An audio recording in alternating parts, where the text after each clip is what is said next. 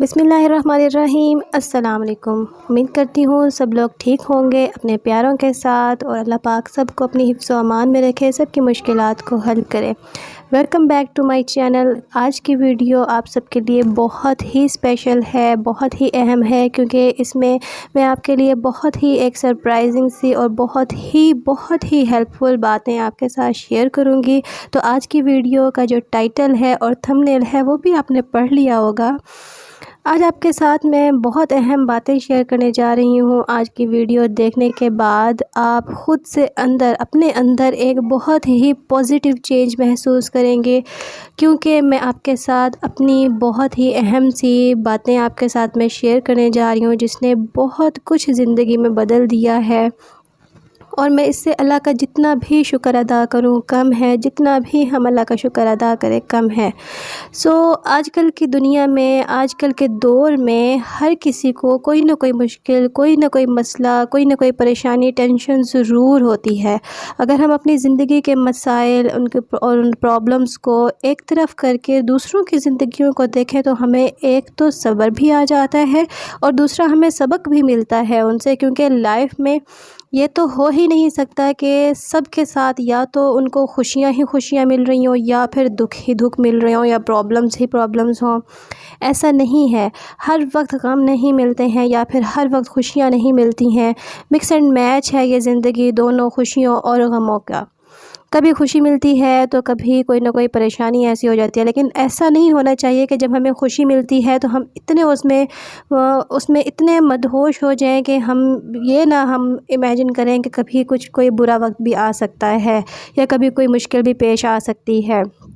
یا کبھی مسائل آ رہے ہوں ایک کے بعد دوسرا، کوئی نہ کوئی مسئلہ ہو رہا ہو، تو ہمیں نا امید بھی نہیں ہونا چاہیے۔ تو ایسا نہیں اپنے ذہن کو اتنا ڈپریس نہیں کر لینا خود کو کہ یہ سوچیں ہی نہیں کہ ایک اچھا وقت آئے گا۔ امید کی کرن ہمیشہ اپنے اندر بیدار رکھنی چاہیے۔ تو ہمیں اپنی صحت کا بھی خیال رکھنا چاہیے کہ جب ہمیں ٹینشن ہوتی ہے، ہمیں کوئی پریشانی ہوتی ہے، خود میرے ساتھ بھی یہ ہوا ہے کہ جب بھی ہمیں کوئی پریشانی ہو تو ہم اپنی صحت کا بھی خیال نہیں رکھتے ہیں، اور بہت زیادہ ہیلتھ ایشوز ہو جاتے ہیں۔ تو جناب یہی ہماری زندگی کا ایک فیز ہوتا ہے، جس میں کوئی خوشی ملے تو بے انتہا خوش، اور اگر کبھی کوئی غم ملے تو بہت زیادہ ڈپریسڈ ہو جاتے ہیں۔ تو یہی زندگی ہے اور اسی کا نام ہے، لیکن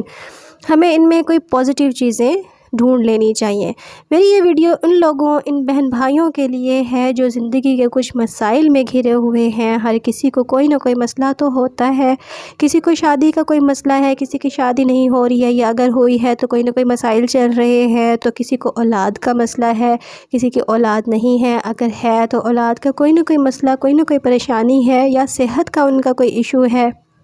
کسی کو کوئی نہ کوئی بیماری کا مسئلہ ہے۔ ہماری اکثر لڑکیاں ہیں، صرف لڑکیاں ہی نہیں، آج کل کا جو دور ہے اس میں لڑکوں کے لیے بھی بہت سے رشتوں کا بھی بہت زیادہ مسائل ہیں۔ تو کسی کو روزگار کا مسئلہ ہوگا، کسی کے گھر کے حالات ٹھیک نہیں ہوں گے، یا گھر بنانے کا مسئلہ ہوگا۔ تو یہ بات آپ یاد رکھیں کہ جب اللہ پاک آپ کو کوئی پریشانی دیتا ہے، آپ کو کسی نہ کسی مسئلے سے دوچار کرتا ہے، تو وہ ہمیں آزما رہا ہوتا ہے، اور اس کے ساتھ ساتھ ہمیں پریشانیوں کا حل بھی بتاتا ہے۔ ہمیں نماز کی پابندی کرنی چاہیے، ہمیں قرآن سے اپنے ان مسائل کا حل ڈھونڈنا چاہیے۔ قرآن پاک، اللہ پاک نے ہمارے لیے ایک بہترین ذریعہ یہ ہمیں دیا ہے، ہمارے لیے ایک تحفہ ہے کہ اس میں ہمیں ہر مسئلے کا حل مل جاتا ہے۔ ایک اور بات ہمیشہ یاد رکھیں کہ اللہ پاک سے ہمیشہ اچھا گمان رکھیں۔ اگر ہم اچھا گمان رکھیں گے اللہ تعالیٰ سے تو ہمارے ساتھ اچھا ہی ہوگا، اگر ہم برا گمان رکھیں گے تو پھر کوئی نہ کوئی پریشانی ہی ہوگی۔ ہمیں اللہ تعالیٰ سے ہمیشہ اچھا گمان رکھنا چاہیے، اللہ تعالیٰ پہ ہمیشہ ہمیں بھروسہ ہے، ہمیں اللہ تعالیٰ پہ پورا یقین رکھنا چاہیے۔ اللہ سے ہم جب بھی مانگیں تو دل کھول کر مانگیں۔ ہمیں ایسا ہوتا ہے کہ ہم صرف اپنے لیے مانگتے ہیں، یا جلدی نماز پڑھی، جلدی سے دعا مانگی، فوراً سے جھٹ پٹ کھڑے ہو گئے اور اپنے کاموں میں، زندگی کے روزمرہ کاموں میں ہم مصروف ہو گئے۔ نہیں، ہمیں اپنی اوقات کے مطابق نہیں بلکہ اس پاک ہستی کی حیثیت کے مطابق مانگنا چاہیے۔ وہ تو رب کائنات ہے، بادشاہوں کا بادشاہ ہے، اللہ کے خزانوں میں کسی چیز کی کمی نہیں ہے۔ ہماری تو کوئی حیثیت ہی نہیں ہے، ہم تو ایک ذرے کے برابر بھی نہیں ہیں، گناہ گار ہیں۔ تو ہمیں جب بھی اللہ تعالیٰ سے مانگنا چاہیے تو اس پوری امید کے ساتھ مانگنا چاہیے کہ وہ ہمیں ضرور ملے گا، اور وہ دینے والی ذات ہے، وہ تو ہر جہاں کا مالک ہے، بے تحاشا اس کے خزانے ہیں۔ ہمیں اگر وہ دے گا، وہ بلکہ ہمیں ضرور دے گا، لیکن ہمیں گمان، جیسے کہ میں نے پہلے بھی یہ بات کی ہے کہ ہمیں گمان اچھا رکھنا چاہیے۔ اگر ہم اچھا گمان نہیں رکھیں گے، گمان سے مراد یہ ہے کہ ہمیں اپنی سوچ بھی اچھی رکھنی ہے کہ ہم اللہ پاک سے یہ مانگ رہے ہیں تو انشاءاللہ ہمیں ضرور ملے گا۔ اگر آپ دعائیں مانگ رہے ہیں، کوئی وظائف کر رہے ہیں، قرآن پاک پڑھ رہے ہیں یا کوئی نوافل ادا کر رہے ہیں، تو آپ کے ذہن میں اگر آپ کا کوئی وہ کام پورا نہیں ہو رہا ہے یا دیر ہو گئی ہے تو ہمیں مایوس نہیں ہونا چاہیے، ہمیں نا امید نہیں ہونا چاہیے، بلکہ آپ یہ سوچیں کہ اگر یہ میرا کام نہیں ہو رہا ہے تو اس میں بھی میرے لیے اللہ تعالیٰ کی کوئی نہ کوئی مصلحت ہوگی، اس کام کے نہ ہونے کی کوئی نہ کوئی مصلحت ہے، یا تو وہ کام دیر سے ہوگا، اگر وہ آپ کے لیے اچھا نہیں ہے، آپ کے لیے بہتر نہیں ہے تو وہ نہیں ہوگا، لیکن زیادہ تر ایسا ہوتا ہے کہ آپ ضرور اللہ پاک سے مانگیں اس امید کے ساتھ کہ ہمیں وہ ملے گا تو وہ ضرور انشاءاللہ پورا ہوگا۔ اور ایک اور بات کہ جب بھی ہم کوئی بات کر رہے ہوتے ہیں، ہم کچھ مانگ رہے ہوتے ہیں تو ہم اپنے خود سے بھی جب یہ بات کریں تو ہمیں انشاءاللہ ضرور کہنا چاہیے، انشاءاللہ اللہ پاک مجھے ضرور دے گا۔ تو اس طرح ہمیں قرآن پاک سے اپنے جتنے بھی مسائل ہیں ان کا حل تلاش کر لینا چاہیے، ہمیں اس میں ضرور ضرور ضرور ہمارے مسئلے کا حل مل جاتا ہے، ہمارے ہر مسئلے کا، ہر پریشانی کا حل اس میں ہے۔ اکثر ہم بہت ڈپریسڈ ہو جاتے ہیں،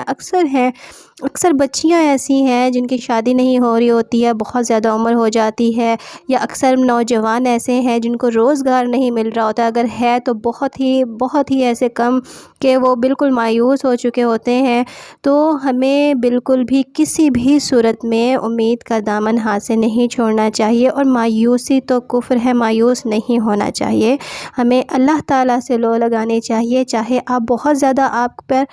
اللہ تعالیٰ اپنے انعامات کی بارش کر رہا ہے، یا پھر آپ کو بہت سی مسائل درپیش ہیں، یا کوئی مشکل ہے، کوئی پریشانی ہے،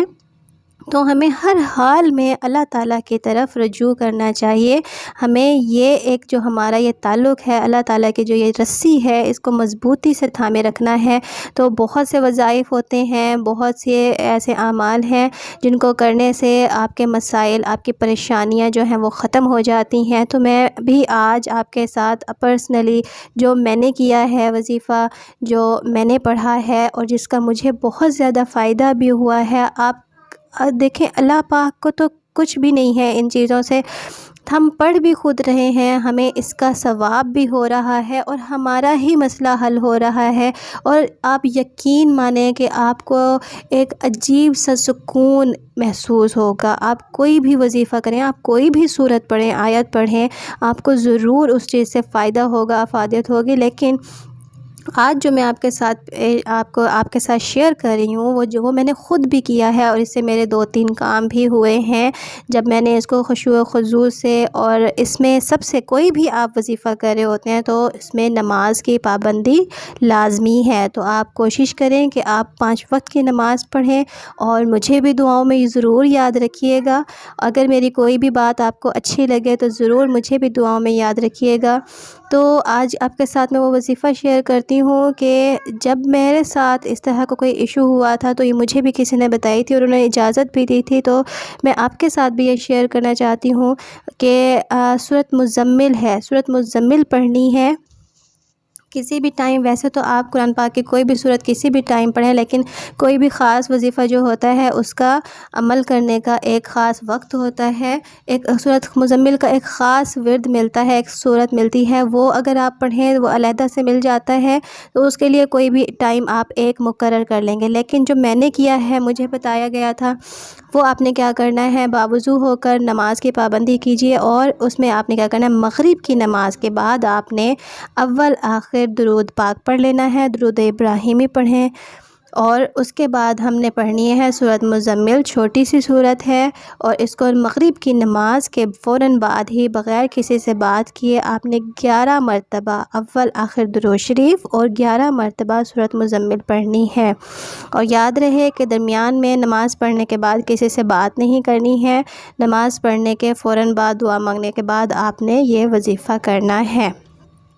آپ کی جو بھی مراد ہو، کسی کو روزگار کا مسئلہ ہے، کسی کا شادی کا کوئی ایشو ہے، یا کسی بھی طرح کی کوئی پریشانی ہے، کوئی بیمار ہو گیا ہے، یا کسی بھی طرح کا کوئی مسئلہ ہے، کسی کی اولاد کا ہے کہ اس کو اولاد چاہیے، تو جتنے بھی مسائل ہیں، غرض کوئی بھی آپ کو مسئلہ ہے، کوئی بھی پریشانی ہے، آپ جب یہ وظیفہ کریں گے تو انشاءاللہ آپ کی مراد پوری ہوگی،